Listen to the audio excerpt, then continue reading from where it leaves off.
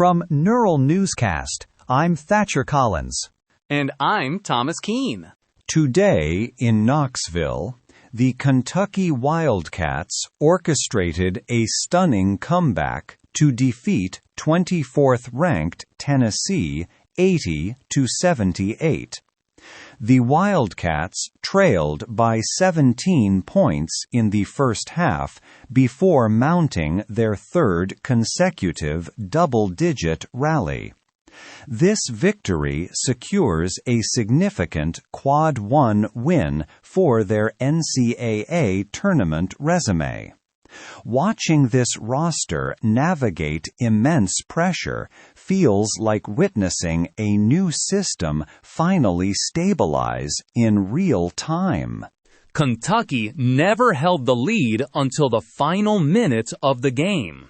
Otega Oweh made a fast break layup to put the Wildcats ahead with 34 seconds remaining. The offense struggled early against a high-traffic defense that forced several turnovers.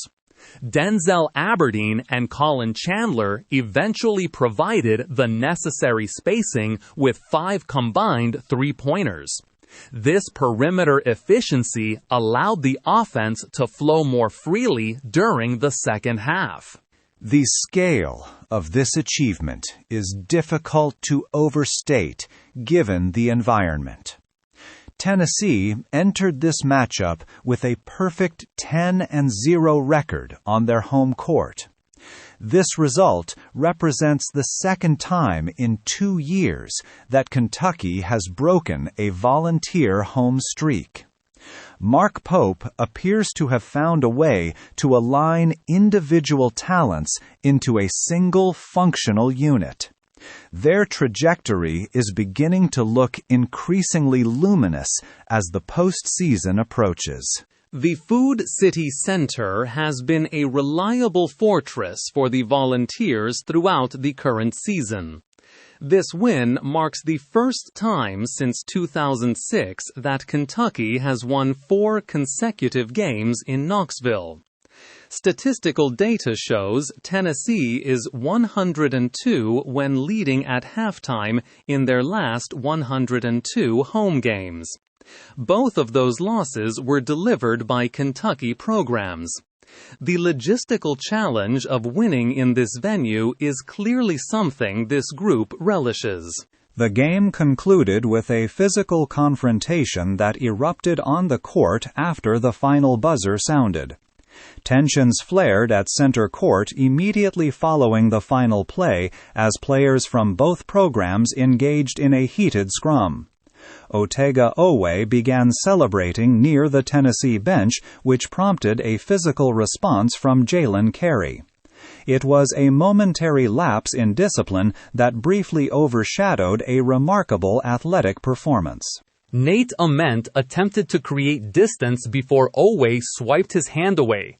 This led to Carey shoving Oweh and Brandon Garrison jumping in to defend his teammate. Mark Pope sprinted across the floor from the opposite sideline to intervene. He physically pulled Garrison and Oweh away from the escalating crowd. His quick action prevented any serious disciplinary issues from developing in the heat of the moment. While the court remained tense, the energy shifted completely once the team reached the visitors' locker room. The players celebrated by dousing Mark Pope with a Gatorade cooler full of water. Brandon Garrison shared the moment through a live stream to fans following the game. Seeing that level of chemistry suggests the program has moved past the friction seen earlier in the winter. It is a vital transformation for a team looking to secure a high seed. Pope remains undefeated in Knoxville during his career as both a player and a head coach. He spent several minutes after the press conference greeting fans who stayed late at the arena. The infrastructure of this program seems built on this direct connection between the staff and the supporters. This win provides a clear blueprint for how they intend to handle hostile road environments in the future. Still, the story of the game was the grit shown by bench players like forward Mouhamed Dioubate.